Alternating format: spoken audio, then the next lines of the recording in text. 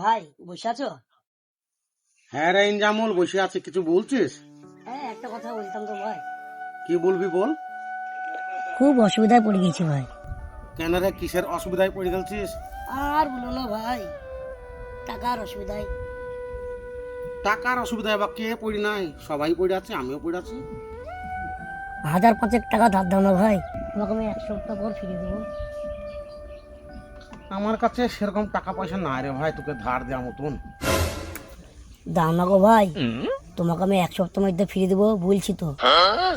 দেখ ভাই, তোদের মতন এই 2.5 ফুটের খুঁটি থাকে আমার বিশ্বাস হয় না, জানিস।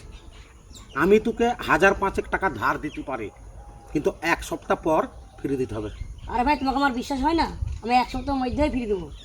ঠিক আছে, আমি আবার কারো অসুবিধা নাকি থাকতে পারিনি, জানিস। আমি তোকে লেসে দিচ্ছি টাকা, তুই দাঁড়া একটু।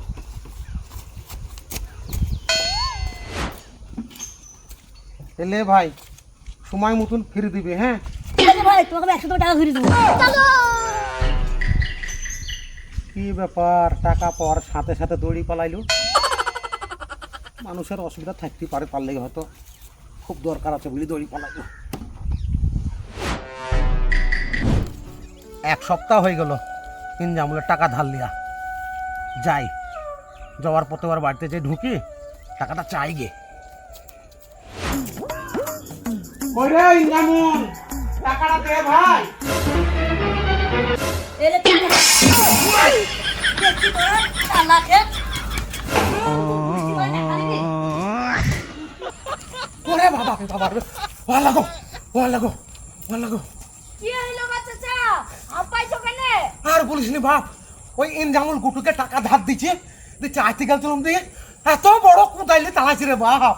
লোককে টাকা ধার দেবো, মাইর খাবা না? আরে, মানুষের উপকার করা কি খারাপ বল?